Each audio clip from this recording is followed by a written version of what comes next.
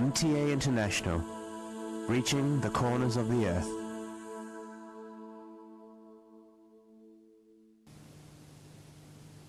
اب حضرت مرزا طاہر احمد صاحب خلیفۃ المسیح الرابع امام جماعت احمدیہ ایدہ اللہ تعالی بنصر العزیز کا خطبہ جمعہ ہوگا۔ حبیبنا صلی علی محمد صلی علی حبیبنا صلی علی محمد صلی علی رسولنا صلی علی محمد صلی علی رسولنا صلی علی محمد صلی علی محمد صلی علی محمد صلی علی محمد صلی علی محمد صلی علی محمد صلی۔ اعلیٰ بنصر العزیز نے 9 فروری 1990 کو ارشاد فرمایا، سماعت فرمائیے۔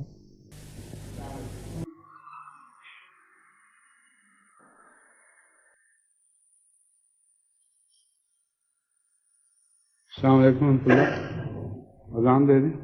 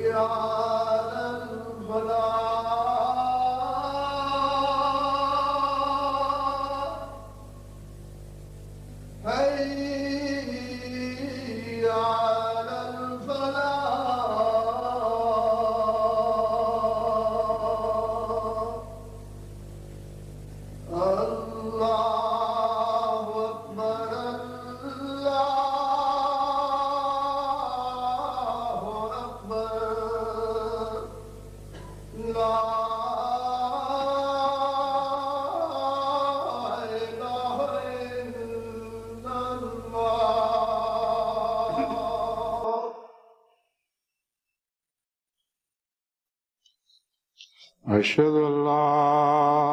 إله إلا الله وحده لا شريك له وأشهد أن محمدا عبده ورسوله أما بعد فأعوذ بالله من الشيطان الرجيم بسم الله الرحمن الرحيم الحمد لله رب العالمين الرحمن الرحيم مالك يوم الدين إياك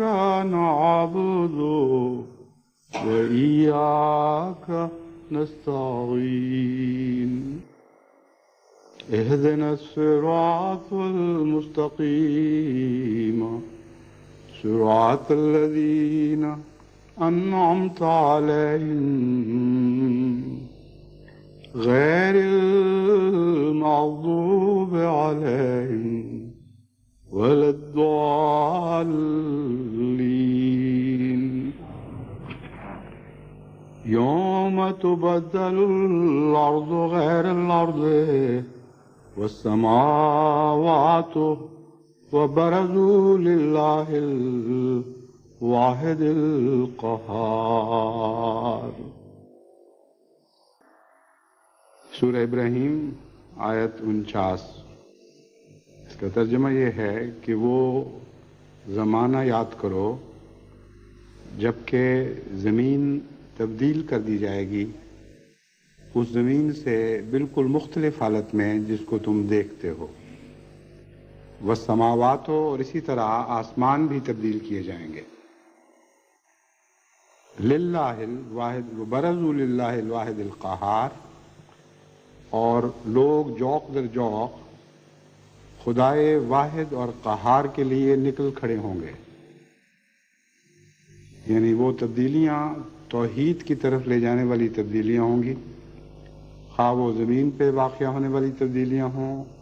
یا آسمان پر واقع ہونے والی تبدیلیاں ہوں. ان کا نتیجہ ایک ہی نکلے گا، یعنی خدا کی توحید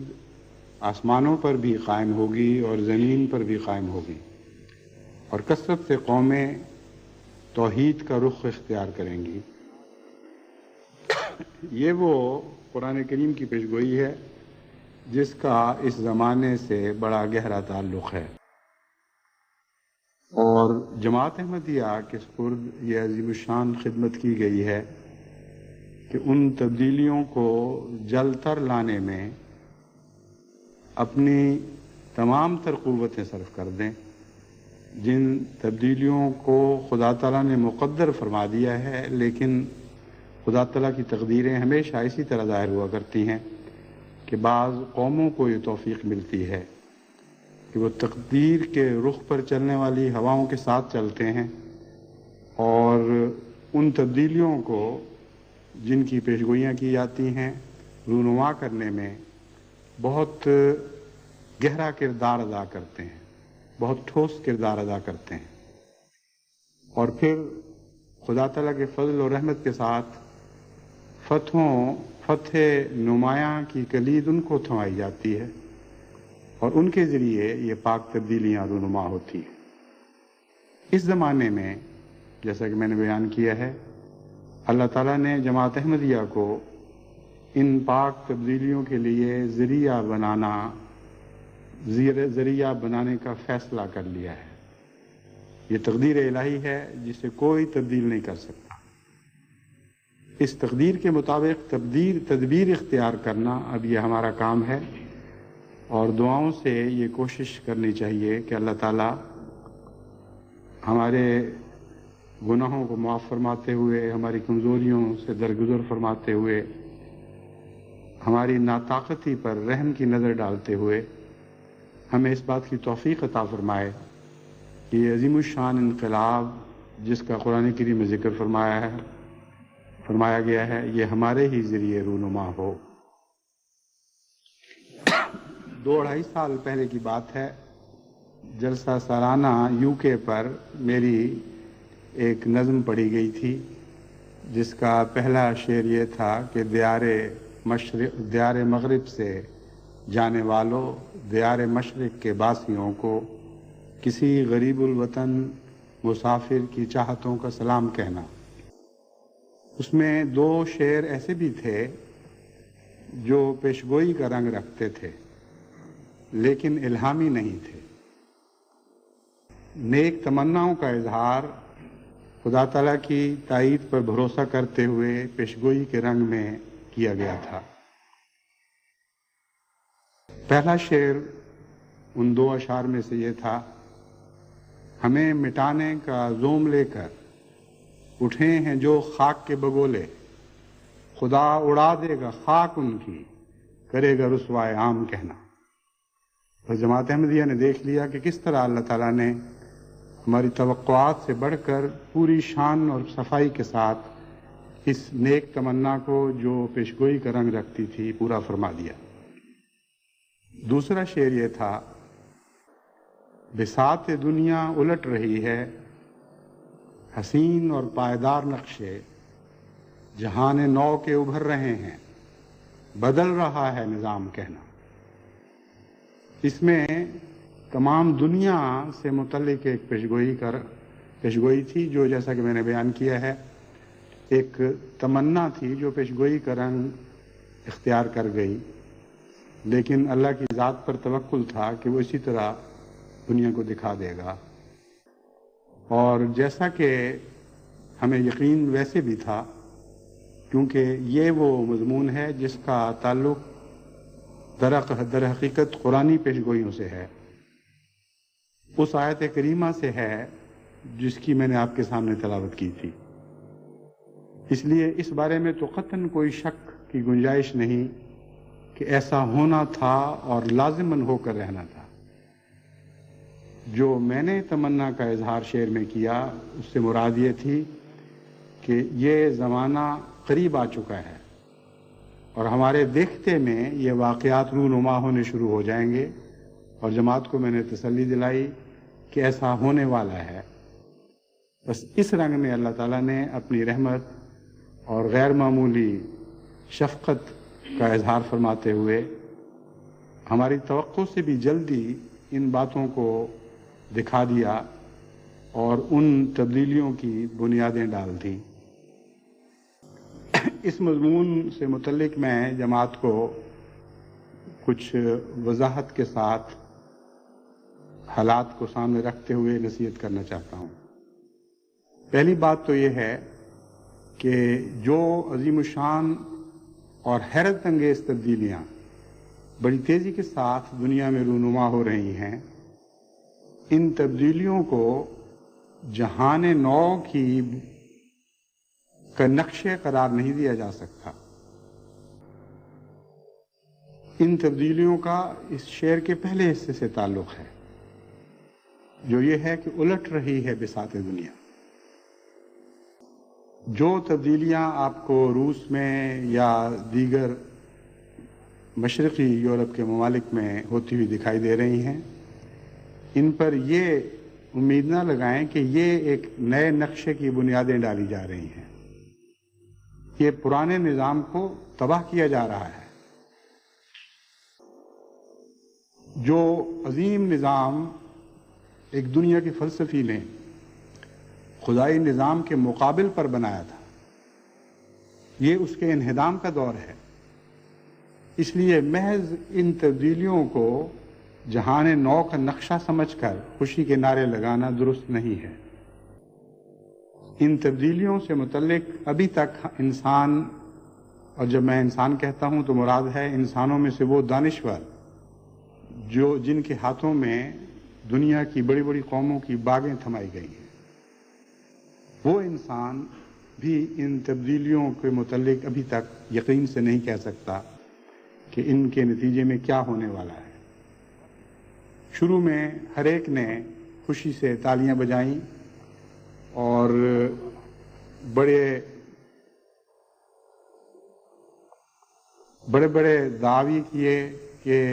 دیکھو کیسے عجیب عجیب واقعات ہو رہے ہیں، اور خوشی کا اظہار اس رنگ میں کیا گویا یہ سب تمام واقعات ان کی تائید میں ہو رہے ہیں. حالانکہ یہ بات درست نہیں. جو واقعات رونما ہو رہے ہیں ان کے پس منظر میں جو کچھ ابھرنے والا ہے ابھی تک انسان سے پوشیدہ ہے۔ اسی لیے بہت سے مفکرین فکر مند بھی ہیں اور پریشان بھی ہیں۔ وہ یہ بھی نہیں کہہ سکتے کہ مشرقی جرمنی اور مغربی جرمنی کے اتحاد کے کیا نتائج نکلیں گے۔ ابھی سے انہوں نے ایسے خدشات کا اظہار کرنا شروع کر دیا ہے جن سے ان کو یہ خطرہ، ان کے ذہنوں میں یہ خطرہ جگہ بناتا ہوا دکھائی دیتا ہے کہ کہیں یہ نہ ہو کہ اس اتحاد کے نتیجے میں وہ یورپ دوبارہ ابھر آئے جو 1914 کا یورپ تھا یا اس سے کچھ پہلے کا، اور رفتہ رفتہ ان دونوں جرمنیوں کے اتحاد سے جرمن قوم کی عظمت کا وہ تصور دوبارہ بیدار نہ ہو جائے جس کے نتیجے میں 2 دفعہ انسانوں کو بہت ہی ہولناک جنگوں میں دھکیلا گیا۔ اس کے نتیجے میں وہ یورپ کے چھوٹے چھوٹے ممالک جو پہلے بھی باقی یورپ کے مقابل پر بے حیثیت تھے، نئے خدشات محسوس کر رہے ہیں، اور یہ جو سیاسی خدشات ہیں یہ محض آئس برگ کا ٹپ ہے۔ یعنی آئس برگ جو سمندر میں برف کے بڑے بڑے تودے تیر رہے ہوتے ہیں ان کو کہا جاتا ہے۔ بعض دفعہ وہ پہاڑوں جتنے بڑے ہوتے ہیں، سطح سے اوپر تھوڑا دکھائی دیتے ہیں لیکن سطح کے نیچے بہت زیادہ ہوتے ہیں، اور بڑا حجم ان کا سطح کے نیچے پوشیدہ ہوتا ہے۔ اسی طرح خدا تعالیٰ نے جو یہ تبدیلیاں رونما فرمائی ہیں ان کا بہت تھوڑا سا حصہ دکھائی دے رہا ہے۔ آئس برگ کے متعلق تو حساب کی روح سے یہ کہا جا سکتا ہے کہ 1/3 سطح سے باہر ہوتا ہے اور 2/3 سطح سے نیچے، لیکن جو عظیم الشان انقلابات کی بنیادیں ڈالی جاتی ہیں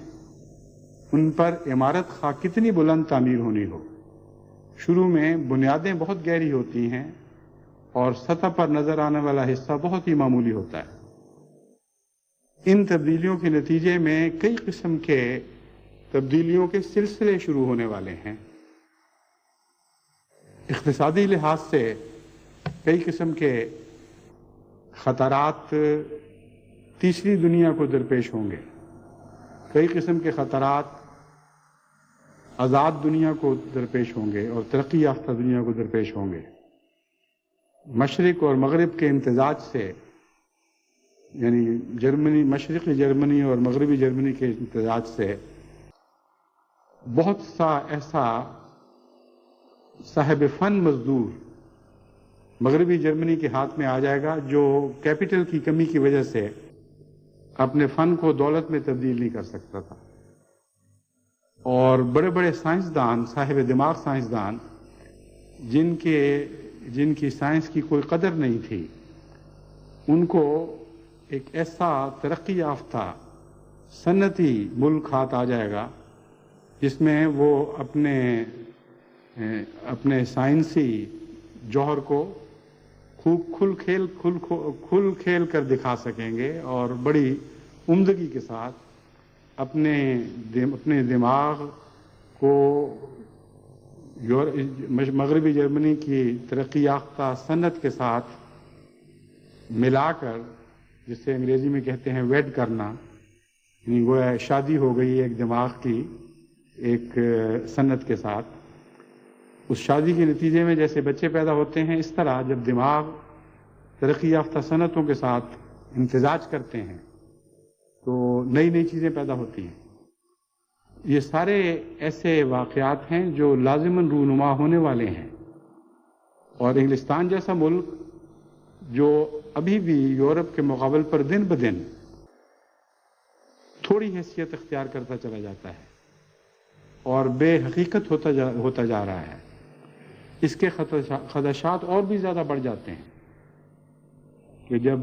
مشرقی جرمنی کی طاقتیں مغربی جرمنی کی طاقتوں سے ملیں گی، اس کے نتیجے میں جو نئے بچے پیدا ہوں گے وہ جرمنی کو اتنی بڑی طاقت میں تبدیل کر دیں گے کہ بعید نہیں کہ سارا یورپ بھی اس کے مقابل پر بے حیثیت دکھائی دینے لگے۔ پھر دوسرے مشرقی یورپ کے ممالک ہیں جو طبعاً اپنی روایات کے لحاظ سے بھی اور زبان کے قرب کے لحاظ سے بھی اور جغرافیائی قرب کے لحاظ سے بھی اگر روس سے ہٹیں گے تو ان کا زیادہ تر انحصار جرمنی پر ہوگا اور جرمنی کو ان سے براہ راست تقویت ملے گی اور ان کو جرمنی سے براہ راست تقویت ملے گی. تو نئے نقشے اس پہلو سے بھی ابھرنے والے ہیں. پھر روس نے جو یہ تبدیلیاں برداشت کی ہیں اس کے بہت سے محرکات ہیں، لیکن سب سے بڑا محرک اقتصادی دباؤ ہے. مارکسزم بعض پہلوؤں سے کامیاب ہوا ہو لیکن قومی اقتصادیات کے لحاظ سے یہ ناکام ہو چکا ہے اور اس کو تسلیم کیے بغیر اب روس اشتراکی دنیا کے پاس کوئی چارہ نہیں رہا. بالکل وہی نقشہ ہماری آنکھوں کے سامنے ابھر رہا ہے جو 1945 میں حضرت مسلم موعود رضی اللہ تعالیٰ عنہ نے اپنے لاہور میں ہونے والی تقریر میں بیان فرمایا تھا، جس کا عنوان جو اس عنوان سے چھپی اسلام کا اقتصادی نظام. اس زمانے میں احمدیہ ہاسٹل میں ہم نے اس تقریر کا انتظام کیا تھا. احمدیہ انٹر کالجیٹ ایسوسیشن کہلایا کرتی تھی، اس میں بھی ایک ممبر تھا. چنانچہ احمدی طلبہ نے اس تقریر کا اہتمام کروایا تھا اور مجھے یاد ہے کہ اس میں آپ نے اشتراکیت کے گہرے مطالعہ کے بعد جو پیشگوئیاں کی تھیں کہ لازماً اشتراکیت کا انجام آخر یہ ہونا ہے، ان میں سے ایک یہ تھی کہ قومی طور پر تمام اقتصادی ذرائع کو اپنا کر انفرادی مقابلے کی دوڑ ختم ہو جاتی ہے اور اجتماعی طور پر فوراً یہ احساس پیدا نہیں ہوتا، لیکن کچھ عرصے کے بعد 40-50 سال گزرنے کے بعد سارے کی ساری قومی اقتصادیات گھاٹے میں چلی جاتی ہے. اس وقت ان لوگوں کو احساس ہوگا کہ انسان کا بنایا ہوا نظام انسان کے لیے کافی نہیں اور یہ مصنوعی نظام اشتراکیت کے کسی کام نہیں آئے گا. بین ہی وہی نقشہ ہے جو آج ہمارے سامنے ابھرا ہے اور در حقیقت سب سے بڑا دباؤ جو اشتراکی دنیا پر ہے وہ اقتصادی ناکامی ہے. جب انفرادی طور پر انسان کو اپنی مرضی سے کمانے کے مواقع مہیا نہ ہوں اور وہ بحیثیت انسان ایک نوکر بن کر رہ جائے اور اس کے لیے نوکری سے نجات کی اور خود کسی معنی میں مالک بننے کی کوئی راہ باقی نہ رہے سوائے اس کے کہ وہ زبردستی حکومت پر قابض ہو، تو لازماً یہی نتیجہ نکلتا ہے جو ہمارے سامنے ہے. دو قسم کے پھر طبقات ابھر آتے ہیں. یہ نہیں کہ طبقات مٹ جاتے ہیں، بجائے اس کے کہ چھوٹے چھوٹے مالک اور چھوٹے چھوٹے مزدوروں کے گروہ ایک دوسرے کے ساتھ وابستہ ہوں، ایک دوسرے پر انحصار کر رہے ہوں. ساری قوم بحیثیت مجموعی ایک مالک بن کر ابھرتی ہے اور ساری قوم اس کے مقابل پر مزدور بن کر اس بڑے اور زیادہ طاقتور مالک کے سامنے بالکل بے بس ہو جاتی ہے اور انفرادی طور پر کچھ حاصل کرنے کے لیے کوئی راہ باقی نہیں رہتی سوائے ایک راہ کے کہ حکومت کے طبقے میں انسان داخل ہو جائے. چنانچہ اس لیے پارٹیاں جو ایسے اقتصادی نظام کو چلانے والی پارٹیاں ایک چھوٹا سا طاقتور گروہ تیار کرتی ہیں جن میں وہ ایک دوسرے کو تقویت دیتی ہیں اور حکومت کی ساری باغ ڈور ان چند ہاتھوں میں چلی جاتی ہے جن سے پھر کبھی بھی عوام الناس اپنی مرضی کے مطابق وہ چھین نہیں سکتے. تو ایک طاقتور طبقہ پھر بھی ابھرتا ہے، ایک مظلوم طبقہ پھر بھی ابھرتا ہے، لیکن اقتصادی لحاظ سے اس سے کہیں بدتر حالت میں جو آزاد اقتصادی نظاموں میں ہمیں نظر آتی ہے. نہ یہ اسلامی نظام ہے نہ وہ اسلامی نظام ہے. اس لیے یہ خیال کر لینا کہ اس نظام کا ٹوٹنا، یعنی اقتصادی نظام کا ٹوٹنا، وہ نئے نقشے بنا رہا ہے، جس کا میں نے اپنے شعر میں ذکر کیا تھا، یہ ایک غلط بات ہے، اس میں کوئی حقیقت نہیں۔ یہ نقشے جو مٹ رہے ہیں یہ مٹنے کے لائق تھے اس لیے مٹے ہیں، لیکن وہ نقشے جو اشتراکی دنیا سے باہر بنے ہوئے ہیں وہ بھی مٹنے کے لائق ہیں، کیونکہ وہ بھی اسلامی نہیں، اور انہیں بھی لازماً مٹنا ہے۔ اور یہ جو تاریخی ادوار ہیں یہ فوراً 1-2 سالوں یا چند سالوں میں ظاہر نہیں ہوا کرتے، مکمل نہیں ہوا کرتے، ان کو کچھ وقت لگتے ہیں۔ لیکن جیسا کہ حالات نے پلٹا کھایا ہے، انسانی توقعات سے بہت زیادہ تیزی کے ساتھ یہ حالات تبدیل ہوئے ہیں، اس لیے بعید نہیں کہ دوسری دنیا کے حالات بھی تیزی کے ساتھ تبدیل ہوں۔ کس رنگ میں ہوں اس کے متعلق ابھی کچھ نہیں کہا جا سکتا۔ بہت سے ایسے خدشات ہیں جن کے متعلق تفصیلی ذکر کی اس وقت ضرورت نہیں، لیکن میں یہ خیال کرتا ہوں کہ آج کی دنیا کے دانشور ان تبدیلیوں کو امن کی طرف بڑھتی ہوئی تبدیلیاں سمجھ رہے ہیں۔ یہ یقینی اور درست بات نہیں۔ انہی تبدیلیوں کی کوکھ سے عالمگیر جنگیں بھی جنم لے سکتی ہیں۔ اس لیے اللہ تعالیٰ بہتر جانتا ہے کہ آزاد جو دنیا، یعنی جو دنیا آزاد کہلاتی ہے اور حقیقت میں آزاد نہیں، اس آزاد دنیا کا نظام اپنی جگہ ٹوٹے گا اور پھر خدا تعالیٰ نئی دنیا کے نظام بنائے گا، یا ایک عالمی جنگ کی صورت پیدا ہوگی اور حالات صاحب اقتدار لوگوں کے ہاتھوں سے نکل جائیں گے اور وہ بے اختیار ہو جائیں گے، اور پھر اس جنگ کے بعد وہ نیا نظام ابھرے گا جس کے متعلق میں نے اپنے شعر میں اشارہ کیا تھا، اور جیسا کہ میں نے بیان کیا ہے ایک تمنا کا اظہار تھا، مگر اس تمنا کی بنیاد قرآن اور حدیث اور حضرت مسیح موعود علیہ الصلوۃ والسلام کی پیشگوئیوں پر تھی۔ یعنی وہ تمنا لازماً پوری ہونے والی تمنا تھی، یقینی تھی۔ اس کا یہ پہلو کہ ہمارے دیکھتے میں عنقریب پوری ہو جائے، یہ وہ پہلو ہے جس کا میں نے ذکر فرمایا کہ اللہ تعالیٰ کا خاص احسان ہے کہ ہماری توقع سے بہت بڑھ کر اور بہت تیزی کے ساتھ اللہ تعالیٰ نے وہ تبدیلیاں رونما ہوتی ہمیں دکھا دی۔ اس ضمن میں جو خدشات جن خدشات کا تیسری دنیا کو سامنا کرنا پڑے گا وہ بہت بڑی فہرست ہے، اور اس خطبے میں میرا یہ ارادہ نہیں کہ اس تفصیلی بحث میں جاؤں۔ ایک خطرے کی نشاندہی میں کرنا چاہتا ہوں کہ اس نئے جوڑ توڑ کے نتیجے میں جو شروع ہو رہا ہے،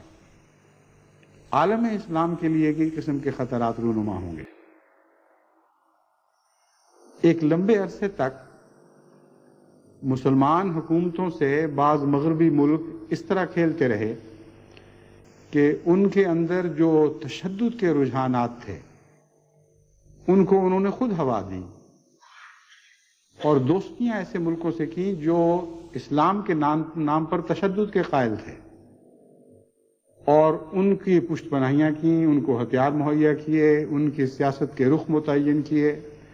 اور ان کے سرپرست بن کر ان سے ہر قسم کا استفادہ کرتے رہے۔ لیکن اس کے ساتھ ساتھ مغربی دنیا میں اسلام کے متشددانہ رجحانات، یا یوں کہنا چاہیے کہ عالم اسلام، کیونکہ اسلام کے تو متشددانہ رجحانات نہیں ہیں، عالم اسلام کے متشددانہ رجحانات کو اسلام کے متشددانہ رجحانات کے طور پر پیش کرتے رہے۔ ایک طرف ان سے کھیلتے رہے، ان سے استفادہ کرتے رہے، ان کی حوصلہ افزائیاں کرتے رہے، ان کی دوستی کا دم بھرتے رہے، دوسری طرف آزاد دنیا میں اسلام کے چہرے کو ایسا مکروہ اور داغ کر کے دکھاتے رہے کہ ہر باشعور انسان اس سے گھن کھانے لگا۔ اس دور میں یہ اس لیے ممکن تھا کہ روس اور روس کے ساتھی ان آزاد ممالک کے مقابل پر ایک بلاک بنائے کھڑے تھے، اور کچھ مسلمان ملکوں کی دوستی کا وہ دم بھرتے تھے اور ان سے کھیلتے تھے، کچھ کا یہ دم بھرتے تھے، اور اس طرح بڑے ملکوں کا جوڑ توڑ ان چھوٹے ممالک کے جوڑ توڑ کی شکل میں ظاہر ہوتا رہا، اور یہ مہرے تھے جن سے کھیلنے والے ہاتھ اور تھے۔ مثلا افغانستان میں جو واقعات رونما ہوئے، عام پاکستانی مسلمان یا بعض علماء اپنی سادگی میں یہ سمجھتے ہیں کہ ایک بڑا عظیم الشان اسلامی جہاد تھا جو بالآخر کامیاب ثابت ہوا اور ایک دنیا کی عظیم طاقت کو مسلمان مجاہدین نے شکست فاش دے دی۔ یہ بھی ایک منظر ہے، لیکن ایک اور بھی منظر ہے۔ دراصل یہ لڑائی روس کی لڑائی تھی امریکہ کے ساتھ، اور امریکہ کی لڑائی تھی روس کے ساتھ۔ یہ دراصل ایک ویتنام تھا جو اس سے پہلے بھی ظاہر ہو چکا تھا۔ ویتنام میں جو خونریز جنگ سال ہر سال تک لڑی گئی، اور وہ دنگل جو منایا گیا جس میں بڑے بڑے پہلوان ایک ملک کو اپنے پاؤں تلے رونتے چلے جاتے تھے، کبھی ایک آگے بڑھتا تھا، کبھی دوسرا بڑھتا تھا، مگر وہ مٹی جو ان کے پاؤں چلے کچلی جاتی تھی وہ ویتنام کی مٹی تھی، نہ روس کی تھی نہ امریکہ کی تھی۔ اسی طرح کا ایک ویتنام افغانستان میں ظاہر ہوا۔ ایک دیکھنے کا یہ بھی ایک انداز اور ایک یہ بھی زاویہ ہے۔ اور دراصل جنگ نہ اسلام کی تھی نہ اشتراکیت کی، بلکہ روس اور امریکہ دو بڑی طاقتوں کی جنگ تھی۔ اس میں مسلمانوں کو استعمال کیا گیا اور دونوں طرف لڑنے والے مسلمان تھے۔ بس یہ کیسا عجیب جہاد تھا کہ جس میں مسلمان کا گلا کاٹ رہا تھا، اور دو بڑی طاقتیں ان دونوں مسلمانوں کی پشت بنائیاں کر رہی تھیں۔ پھر عراق ایران کی جنگ میں بھی ایسا ہی واقعہ رونما ہوا کہ وہاں بھی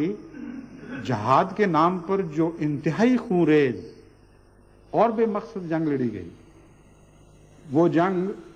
دو دنیا کی عظیم طاقتوں کی جنگ تھی۔ ایک طرف روس کا بلاک مددگار بنا ہوا تھا، دوسری طرف امریکہ کا بلاک مددگار بنا ہوا تھا، اور دونوں پیسے لوٹ رہے تھے اور اپنے پوسیدہ ہتھیار بیچ کر ان کی تیل کی دولت کما رہے تھے، اور وہ اس اپنی دولت کو اپنے ہی گھر جلانے کے لیے استعمال کر رہے تھے۔ تو دنیا میں جو بساط دنیا ہے اس میں نظر آنے والے مہرے اور ہیں اور مہرے چلانے والے ہاتھ اور ہیں۔ یہ وہ مہرے نہیں ہیں جن کے اپنے پاؤں ہیں اور اپنی سوچیں ہیں، جو اپنی سوچوں کے ذریعے اپنے پاؤں کی راہیں متعین کریں اور پھر انہیں حرکت دیں، بلکہ یہ مہرے چلانے والی طاقتیں پس منظر میں رہتی ہیں۔ اس پہلو سے عالم اسلام کی پشت پناہی اب اس رنگ میں نہیں ہو سکے گی۔ جتنی روس کی امریکہ سے دوستی بڑھتی چلی جائے گی، جتنا ان دونوں کا آپس میں ادغام ہوگا ان دونوں طاقتوں کا، اور نئے اقتصادی نظام ابھریں گے، اتنا ہی ان کا انحصار اسلامی طاقتوں پر کم ہوتا چلا جائے گا، اور ان کو دم دلاسا دینے کی خاص ضرورت محسوس نہیں ہوگی۔ اس لیے ابھی سے آپ نے شاید سنا ہو کہ امریکہ سے بھی اور یورپ سے بھی کھلم کھلی ایسی آوازیں بلند ہونے شروع ہو گئی ہیں، یہ جو مسلمانوں نے جبر و تشدد کے نام پر آفت مچائی ہوئی ہے اور دنیا کے امن کو برباد کر رہے ہیں، اب ہمیں مضبوط ہاتھوں کے ساتھ ان سے نمٹنا ہوگا اور ان کے رجحانات کو کچلنا ہوگا۔ آذربائیجان میں جو ہوا وہ دراصل اسی کا شاخسانہ ہے۔ آپ نے مغربی دنیا کے نظام، ٹیلی ویژن ہو یا مواصلاتی نظام جس کو کہتے ہیں، ٹیلی ویژن کا ہو یا ریڈیو یا اخبارات کا، اس میں آپ نے یہ خبریں تو بار بار اور کثرت کے ساتھ سنی ہیں کہ آذربائیجان کے مسلمانوں نے ان کو آرمینیا کے عیسائیوں پر بہت مظالم کیے ہیں، لیکن آرمینیا کے عیسائیوں نے آذربائیجان کے مسلمانوں پر جو مظالم کیے ان کا آپ ذکر نہیں سنتے۔ حالانکہ ادنا سے تدبر سے بھی یہ بات سمجھ آنی چاہیے کہ یہ جو محاورہ ہے اردو کا کہ تالی ایک ہاتھ سے نہیں بجتی، یہ بڑا گہرا محاورہ ہے، حقیقت پر مبنی محاورہ ہے۔ لازماً اس کی ایک لمبی تاریخ ہے، ان دونوں قوموں کی لڑائیوں کی ویسی ہی تاریخ ہے جیسے ہندوستان اور پاکستان کی آپس کی لڑائیوں کی تاریخ ہے، اور جہاں جس کا زور چلا ہے اس نے دوسرے فریق پر ظلم کیا ہے۔ یہ کہہ دینا کہ ایک ہی فریق ظلم کرتا چلا جا رہا ہے اور اس میں جوش دکھاتا چلا جا رہا ہے اور پھر اس جوش کی حالت میں تباہی کے کنارے پہ پہنچ گیا ہے لیکن وہ ظلم سے باز نہیں آ رہا، یہ محض ایک فرضی کہانی ہے۔ کوئی معقول آدمی اس بات کو تسلیم ہی نہیں کر سکتا کہ آذربائیجان کے مسلمانوں نے اس حد تک ظلم پر کمر باندھی ہو اور ظلم توڑنے کا ایسا تہیہ کیا ہو کہ خواہ وہ خود بھی مٹ جائیں وہ ظلم سے باز نہیں آئیں گے۔ یہ درست نہیں ہے۔ واقعہ یہ ہے کہ ان دونوں کے اندر قوموں میں بڑی دیر سے آپس میں پرخاش چلی آ رہی ہے، لڑائیاں ہوتی رہیں۔ پہلے ٹرکی نے ظلم کیا آرمینیا پر، پھر آرمینیا کا جب بس چلا ٹرکی کے بعض حصوں پر مظالم توڑے۔ یہ بعید نہیں کہ شروع میں ٹرکی کا پلہ بھاری رہا ہو،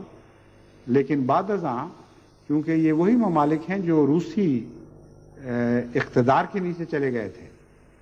اور ترکی سے ان کا تعلق ٹوٹ گیا تھا، اس لیے تاریخی ورثے کے طور پر جو دشمنیاں انہوں نے پائی تھیں وہ جاری رہیں۔ لیکن آپ نے دیکھا کہ روس نے بھی جب آذربائیجان کی آزادی کی آواز کو دبایا ہے تو مسلمان کہہ کر دبایا ہے، اور مقصد یہ تھا کہ مغربی دنیا اس بات سے مطمئن ہو جائے کہ روس اپنے دہریانہ عقائد کے باوجود عیسائیت کے لیے تو نرم گوشہ رکھتا ہے لیکن مسلمانوں کے لیے نرم گوشہ نہیں رکھتا۔ اس لیے روس نے جہاں جہاں بھی باقی جگہ پہ آزادی کی آواز کو دبانے کی کوشش کی ہے وہاں مغربی دنیا نے بیک آواز اس کی مخالفت کی ہے، لیکن آذربائیجان کے معاملے میں بیک آواز اس کی حمایت کی ہے۔ بس جن خطرات کی میں نشاندہی کر رہا ہوں یہ بھی ان میں سے ایک معمولی آغاز ہے۔ آئندہ کیا ہونے والا ہے اس کی تفاصیل اگر سوچی بھی جا سکتی ہوں تو یہاں بیان کرنے کا موقع نہیں، لیکن میں جماعت احمدیہ کو یہ خصوصیت کے ساتھ نصیحت کرتا ہوں کہ چونکہ جہان نو کے جو پاک نقشے ابھرنے ہیں ان کا جماعت احمدیہ کے ساتھ گہرا تعلق ہے، اس لیے اس ٹوٹ پھوٹ کے دور میں جہاں پہلا نظام ٹوٹ رہا ہے، ٹوٹ پھوٹ کے خطرات سے عالم اسلام کو بچانے کے لیے جماعت کو دعا کرنی چاہیے، اور دعائیں ہی نہیں کرنی چاہیے بلکہ نصیحت کے ذریعے، رہنمائی کے ذریعے عالم اسلام کی مدد کرنی چاہیے۔ اس وقت عالم اسلام کا وہ سب سے بڑا خطرہ رہنمائی کے فقدان سے ہے۔ یہ ایک ایسا خوفناک بحران ہے سارے عالم اسلام میں کہ جس سے بڑا بحران کبھی دنیا کی کسی قوم کے سامنے نہیں آیا۔ کبھی کوئی بڑی قوم دنیا کی اس قدر خطرناک بحران سے نہیں گزری جیسا کہ آج عالم اسلام گزر رہا ہے۔ وجہ اس کی یہ ہے کہ خدا تعالیٰ نے ان کے لیے رہنمائی خود مقرر فرما دی تھی۔ خدا تعالیٰ نے خود ان کو ایک عظیم قائد عطا فرما دیا تھا جو الہام کے نور سے روشنی لے کر راہ متعین کر رہا تھا۔ اس قیادت کا یہ انکار کر چکے ہیں، اس امامت کو یہ ٹھکرا چکے ہیں۔ بس ان کے دنیا کے بنائے ہوئے امام اور دنیا کی بنائی ہوئی قیادتیں ان کے کسی کام نہیں آ سکتی، اور عملاً عالم اسلام کے عالمی واقعات کے متعلق جو رد عمل ہیں وہ ایسے ہی ہیں جیسے کوئی اندھا کسی طرف سے دھکا کھا کر یہ معلوم کیے بغیر یا یہ معلوم کر سکنے کے بغیر کہ گڑھا کدھر ہے اور بچاؤ کی جگہ کدھر ہے، کسی ایک طرف دوڑ پڑے. کوئی رہنما مسلمانوں میں آج نہیں جو ان کے لیے راہیں معین کر سکے. وہ ایک رہنما جس کے نتیجے میں اب خدا تعالیٰ کے فضل سے جماعت احمدیہ کی عالمگیر قیادت ابری ہے، جسے خدا نے مقرر فرمایا تھا، اس کا بدقسمتی سے مسلمان قوم انکار کر چکی ہے. اور جہاں جہاں انکار میں بڑھ رہی ہے وہاں وہاں زیادہ سے زیادہ مصائب ٹوٹ رہے ہیں. سب سے زیادہ مصیبت اس وقت پاکستان میں ہے، جہاں رہنمائی کا فقدان ایسے دکھوں اور دردوں میں تبدیل ہو گیا ہے کہ قوم کا جوڑ جوڑ دکھ رہا ہے، پور پور میں تکلیف ہے. اتنا دردناک حال ہے اس وقت پاکستان کا کہ کوئی زندگی کا شعبہ ایسا نہیں جو بشدت بیمار نہ ہو، جس میں زہر نہ گھل گیا ہو. کوئی قیادت نہیں ہے، اور جو قیادت نظر آتی ہے اس کے دل میں ان کے لیے کوئی ہمدردی نہیں جنہوں نے ان کو قائد بنا رکھا ہے. قتل عام ہو رہے ہیں، ڈاکے پڑ رہے ہیں، اغوا ہو رہے ہیں، ہر قسم کی بدیاں جن کا آپ دنیا میں تصور کر سکتے ہیں،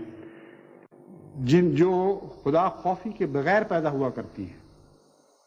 وہ اپنی پوری قوت کے ساتھ اور بھیانک شکل کے ساتھ پاکستان میں ابھر رہی ہیں. اور ہر بدی ظالمانہ سفاکانہ رنگ رکھتی ہے. چھوٹے چھوٹے بچوں کو اغوا کر لینا اور ان کو قتل کر دینا، ماؤں سے جدا کرنا، طالب علموں کو اغوا کر کے لے جانا، امیر لوگوں کے بچوں کو پکڑ لینا اور بڑے بڑی رقموں کے مطالبے کر کے، یہ تو ایک روزمرہ کی تجارت بن گئی ہے. پھر چھوٹے چھوٹے بچوں کو اغوا کر کے ان کے بازو توڑ کر، ان کی ٹانگیں ٹیڑھی کر کے، ان کو دولت کمانے کے لیے فقیروں کی ریڑھیوں پر ڈال کر عوام الناس میں ان کی نمائش کرنا، اور جو رحمت کا دودھ تھوڑا سا انسانوں میں باقی ہے اس کو اس طرح ان بچوں کی راہ سے نچوڑتے چلے جانا، دھوکے اور فریب سے مانگنے کے نئے نئے ڈھنگ اختیار کرنا. کوئی ایک بات آپ بھی ایسی ہو جو آپ سوچ سکیں کہ بد ہے اور پاکستان میں نہ ہو، کوئی ایسی بات نہیں آپ سوچ سکتے. ہر بدی اپنی انتہائی مکروہ شکل میں، نہایت ظالمانہ اور سفاکانہ صورت میں پاکستان میں اس طرح پرورش پا رہی ہے جیسے ماں کے دودھ پر بچے پرورش پاتے ہیں، جیسے زرخیز زمین پر ہریابل پرورش پاتی ہے. بس پاکستان کی گلی گلی، پاکستان کا گھر گھر دکھی ہوا ہے. اب حال ہی میں کراچی میں جو فسادات ہوئے ہیں، کہنے کو تو 45 آدمی مارے گئے اور سینکڑوں زخمی ہوئے، لیکن امر واقعہ یہ ہے کہ ہمارا تجربہ ہے کہ ایسے اعداد و شمار ہمیشہ کم کر کے دکھائے جاتے ہیں، اور امر واقعہ یہ ہے کہ اس سے بہت زیادہ اموات بھی ہوتی ہیں اور بہت زیادہ لوگ زخمی بھی ہوتے ہیں جتنے حکومت کے ادارے یا اخبارات بیان کرتے ہیں. لیکن قطع نظر اس کے سارے شہر میں ان علاقوں میں جہاں فساد ہوئے، جو بے چینی کی لہریں چلی ہیں، جو عدم تحفظ کا احساس پیدا ہوا ہے، ماؤں کے سر کے دوپٹے اتر گئے، وہ عورتیں جن کو ہر لمحہ اپنی بیوگی کا خوف تھا، وہ بچیاں جن کو ہر لمحہ اپنے یتیم رہ جانے کا خوف تھا، یہ خوف اور یہ دکھ اور یہ فکر اس کثرت کے ساتھ کراچی کے گھروں میں محسوس ہوئے ہیں اور حیدرآباد سندھ کے گھروں میں محسوس ہوئے ہیں کہ ان دکھوں کو ان اعداد و شمار کے ذریعے ظاہر کرنا بالکل ایک بیکار اور ناکام کوشش ہے. 40 قتل ہوئے ہوں یا 50 قتل ہوئے ہوں یا 100 قتل ہوئے ہوں، امر واقعہ یہ ہے کہ لکھوں کھا دل ہیں جو روزانہ زخمی ہوتے ہیں اور روزانہ خون بہاتے ہیں. کوئی امن نہیں رہا، کوئی ضمانت نہیں کسی چیز کی. علم کا میدان ہو، تجارت کا میدان ہو، تمدن کے مختلف دائرے ہوں، کسی پہلو سے کسی دائرے میں آپ جا کر دیکھیں، آپ کو پاکستان میں دکھ ہی دکھ دکھائی دیں گے. تو ایک طرف تو خطرہ یہ ہے کہ نئے نقشے ابھرنے سے پہلے کہ انہدام کی کارروائی شروع ہو چکی ہے اور بڑی بڑی عظیم طاقتیں ٹوٹ رہی ہیں اور نئے جوڑ توڑ کے ساتھ ایک نئی دنیا ابھرنے کو ہے، اور دوسری طرف وہ عالم اسلام جس پر بنا ہے، جس نے آئندہ ایک عظیم الشان کردار ادا کرنا ہے نئے جہان نو کو بنانے میں، وہ اپنی قیادت سے ہی غافل پڑا ہے۔ اس کو ابھی تک یہ احساس نہیں کہ خدا کے مقرر کردہ امام کو ٹھکرانے کے نتیجے میں وہ ہر قسم کی سیادت اور ہر قسم کی قیادت سے محروم ہو چکا ہے، اور دن بدن ان کے دکھ بڑھتے چلے جا رہے ہیں۔ اس لیے اپنی دعاؤں میں اس بات کو بھی شامل رکھیں کہ نہ صرف یہ کہ اللہ تعالیٰ اپنے فضل سے جماعت احمدیہ کو اپنی ذمہ داریاں بااثر رنگ نبھانے کی توفیق عطا فرمائے، بلکہ یہ دعا کریں کہ وہ مسلمان جن کو ساتھ لے کر ہم نے آگے بڑھنا ہے، جو اس تقدیر کا حصہ ہیں کہ آئندہ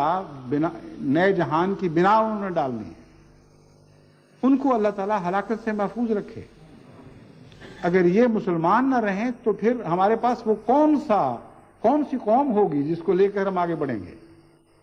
نئی قوموں میں سے بھی قومیں آئیں گی، لیکن وہ قومیں جو نسلاً بعد نسل مسلمانوں میں پیدا ہوتی چلی آ رہی ہیں، ان کے رنگ اور ہیں، ان کے اندر اسلام بہت گہرے طور پر جذب ہو چکا ہے، ان کے ظاہری کردار میں اگر نہ بھی نظر آ رہا تو کوئی اہل دانش اس بات کا انکار نہیں کر سکتا کہ معمولی سی کوشش سے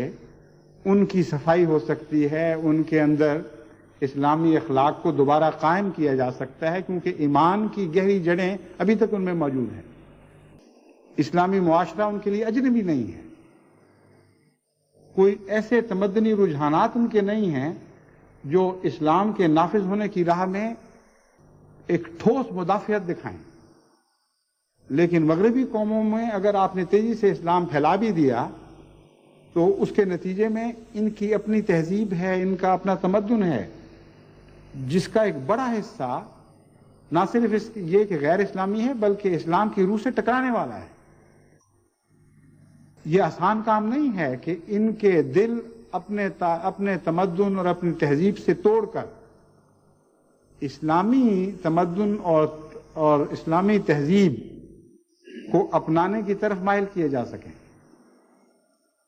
چند خاندان جو اسلام قبول کرتے ہیں ان پر بھی مجھے علم ہے کہ ہمیں کتنی محنت کرنی پڑتی ہے۔ اس لیے لازماً احمدیت کے لیے جو آئندہ دنیا میں تبدیلیاں پیدا کرنے کے لیے مواد کی ضرورت ہے وہ عالم اسلام سے مہیا ہوگا، اور عالم اسلام کے بغیر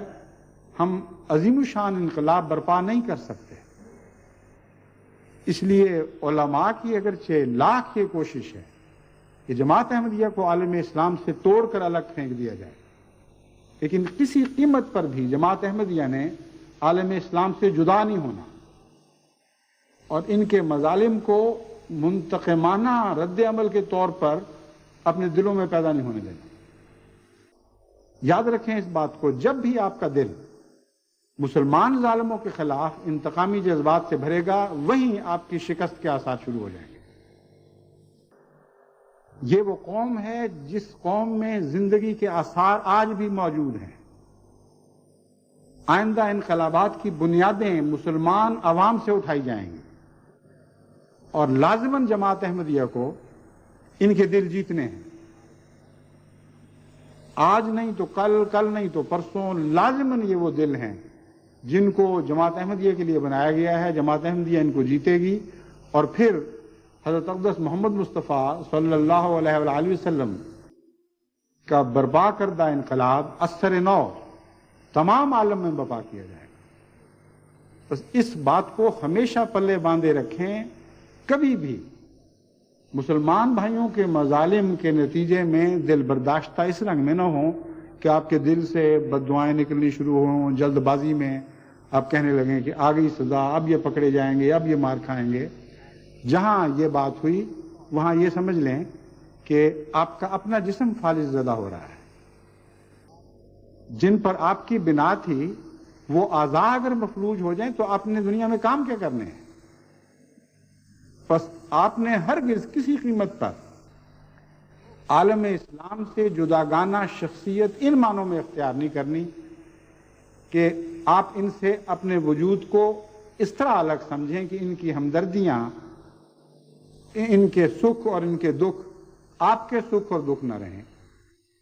اور ان سے گہری ہمدردی جو آپ اپنے دل میں رکھتے ہیں اس کو کسی قسم کا نقصان پہنچنے لگے۔ یہ ایک مشکل کام ہے، ایک مشکل فیصلہ ہے، میں جانتا ہوں نفسیاتی لحاظ سے ایک بہت ہی کٹھن بات ہے جو میں آپ سے کہہ رہا ہوں، مگر اسی میں ہماری زندگی ہے، اسی میں ہماری بقا ہے۔ بس دعا کے ذریعے مدد مانگیں اور یہ دعا کریں کہ اللہ تعالیٰ جلد تک مسلمان عوام الناس کی آنکھیں کھولے جو بالکل بیچارے بے قصور اور ناسمجھ ہیں، اور ان کو اس ظالمانہ قیادت سے جو ملا کی قیادت ہے ان سے اللہ تعالیٰ جلد تر نجات بخشے، کیونکہ یہ قیادت اگر زیادہ دیر ان کے کندھوں پر سوار رہی تو لازماً ان کو لے بیٹھے گی، اور ابھی سے اس کے آثار ظاہر ہو رہے ہیں۔ اللہ تعالیٰ اپنا فضل فرمائے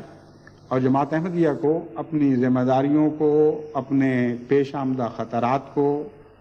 اور جہاں جہاں ہمارے فوائد وابستہ ہیں ان جگہوں کو پہچاننے اور ذہن نشین کرنے کی توفیق عطا فرمائے۔ یہی وہ نور ہے جس کی روشنی میں ہم نے آگے بڑھنا ہے۔